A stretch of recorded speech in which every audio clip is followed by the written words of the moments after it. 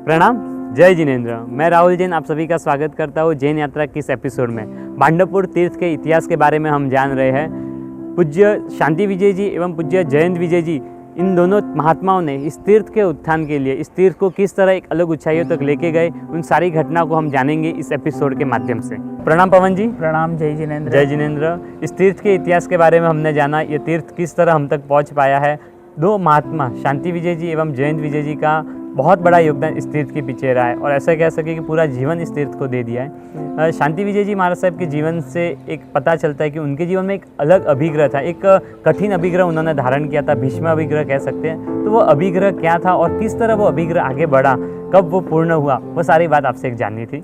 श्री यतीन्द्र सूरी जी महाराज साहेब के सारे शिष्य बहुत अद्भुत थे। उसी में घोर तपस्वी मुनिराज श्री शांति विजय जी थे और उन्होंने समय सिकड़ जी की महिमा सुनकर एक अभिग्रह लिया कि जब तक मैं 20 तीर्थंकर की निर्वाण भूमि का स्पर्श नहीं करूंगा, जब तक मैं अन्न का त्याग रखूंगा। ऐसा दृढ़ संकल्प अपने जीवन में कठोर रखा उन्होंने। अन्न क्या त्याग करूंगा मतलब समझा नहीं कि सब कुछ त्याग, चारों आहार का त्याग, या क्या, नहीं समझ पाया मैं। सामान्य से अपन जाने तो अन्न का त्याग मतलब के केवल अनाज का त्याग, लेकिन वो साधक तो इतना अद्भुत था कि अन्न ठीक है, लीलोत्री ठीक है, फल ठीक है, उन्होंने तो दुग्ध के अलावा सारे अनाज आहार का त्याग करने का एक दृढ़ संकल्प मुनिराज ने किया। इससे मुनिराज जो 20 तीर्थंकरों के निर्माण के लिए एक ऐसा संकल्प करना, वो बहुत ही अद्भुत होगा जब उनका अंदर का मन और दृढ़ संकल्प होगा। इसी के साथ दूसरे गुरु भाई जयंत विजय जी, जो शास्त्रों के अध्ययन में निरंतर चल रहे थे और शास्त्रों के अध्ययन करते करते करते उन्होंने प्रथम शिष्य के रूप में संवत 2023 में बंसीलाल को दीक्षित करके उनका नाम नित्यानंद विजय रखा और विचरण करते करते करते करते वह भीलमाल पधारे और भीलमाल से संग लेकर इसी धरती पर भांडवपुर में गुरु भगवंत पधारे। तो पूज्य जयंत विजय जी एवं शांति विजय जी का इस तीर्थ के उत्थान के लिए बहुत बड़ा योगदान रहा है। तो किस तरह उन्होंने इस तीर्थ को आगे बढ़ाया और कैसा कैसा योगदान रहा, वो एक जानना था आपसे। दोनों मुनियों का प्रेम जबरदस्त था और आप बात नहीं मानोगे कि उस समय आचार्य भगवंत विद्याचंद सूरी जी थे और उन्हीं की आज्ञा से एक ही पाठ पर दोनों भाइयों ने अपने अपने शिष्यों को दीक्षा दी। दोनों के शिष्य अलग अलग थे लेकिन पाठ एक सा। ये प्रेम की एक बहुत बड़ी बात है। उसमें शांति विजय जी ने राणा राज को दीक्षित करके मुनिराज श्री जय रत्न विजय जी नाम घोषित किया। उधर जयंत विजय जी ने पुखराज को दीक्षा देकर जय कीर्ति विजय नाम से उसका घोषित किया। लेकिन इसको अपन देखा जाए तो दोनों मुनि का एक साथ एक ही मंच पर दीक्षित करना, ये शायद एक अद्भुत ही पल होगा उस समय का, जिसकी अपन तो कल्पना कर सकते हैं। तो फिर शांति विजय जी महाराज साहब का जो अभिग्रह था कि अन्न का त्याग, अन्न सिर्फ दुग्ध आहार वो वापरते, तो वो अभिग्रह उनके जीवन में कभी पूर्ण हुआ कि नहीं हुआ, वो एक जानना था। दोनों मुनिराज अपने अपने विहार करते करते, संघ की जाव जलाली करते करते विचरण अलग अलग और कर रहे थे। इधर मुनिराज श्री का संकल्प तो उधर जयंत विजय जी की शासन प्रभावना, जो एक जबरदस्त रूप में चल रही थी। और समय आया ऐसा कि शांति विजय जी ने भांडवपुर से समय सिकड़ जी की ओर, आपका प्रश्न था कि उनका संकल्प पूरा हुआ कि नहीं हुआ, तो उनका संकल्प पूरा हुआ। तो यहाँ से ही, इसी धरती से ही उन्होंने विहार करके समय सिकड़ जी की ओर प्रस्थान किया, विहार किया। लेकिन जब जयंत विजय जी को पता चला कि मुनिराज शांति विजय जी मेरे गुरु भाई अपना संकल्प पूरा करने के लिए सिकड़ जी जा रहे हैं, तो मैं उसके लिए क्या कर सकता हूँ। तो विजयवाड़ा में जयंत विजय जी विराजमान था। कितनी दूरी होगी आप कुछ कल्पना कीजिए।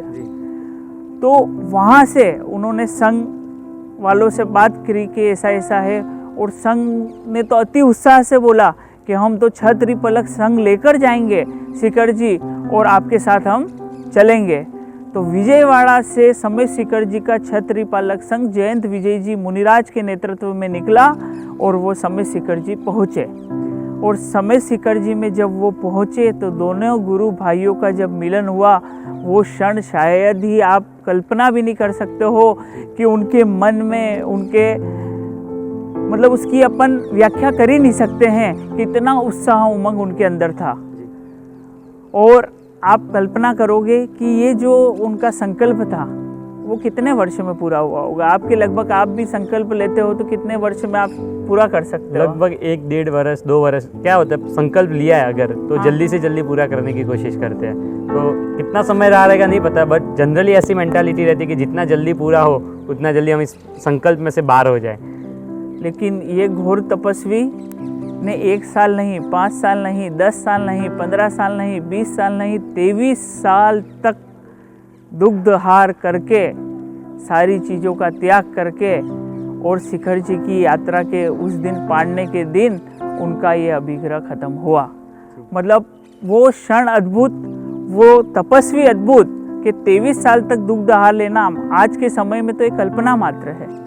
इस तीर्थ से रिलेटेड पूज्य जयंत विजय जी एवं शांति विजय जी के जीवन में आगे कोई ऐसी घटना जो इस तीर्थ से रिलेटेड हो या इस तीर्थ से जुड़ी हुई हो, तो वो एक जानना था आपसे।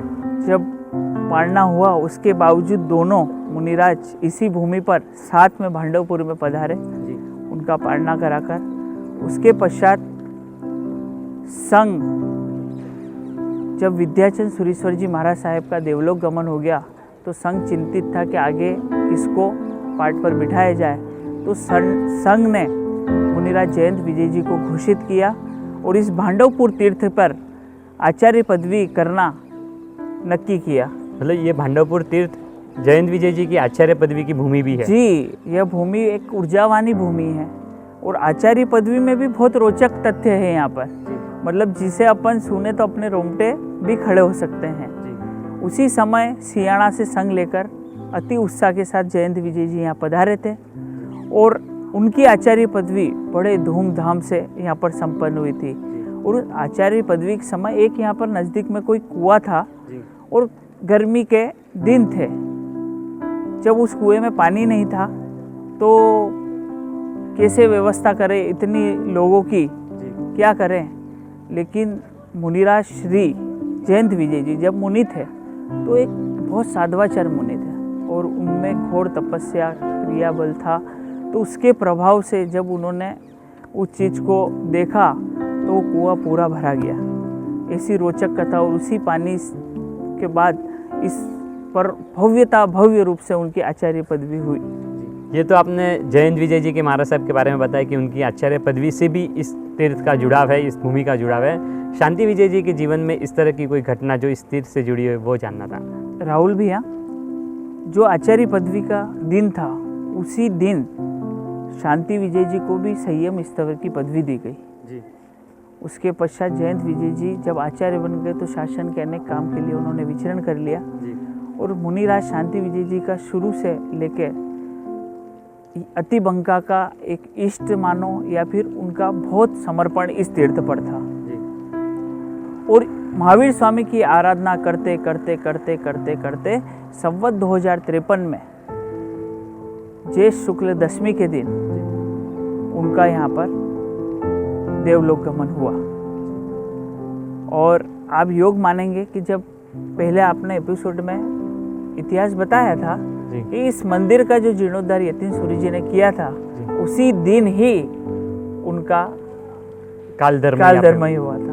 एक ये भी बहुत बड़ा योग संयोग था क्योंकि उनका जुड़ाव यहाँ पर तीर्थ से, मतलब पूरी जिंदगी जो तीर्थ के लिए वो रहे हैं, जिस तीर्थ के उत्थान में रहे, उसी तीर्थ में उनका अंतिम श्वास या अंतिम समय उस तीर्थ में रहा जी। भांडवपुर तीर्थ की यह यात्रा की श्रृंखला आगे भी जारी रहेगी।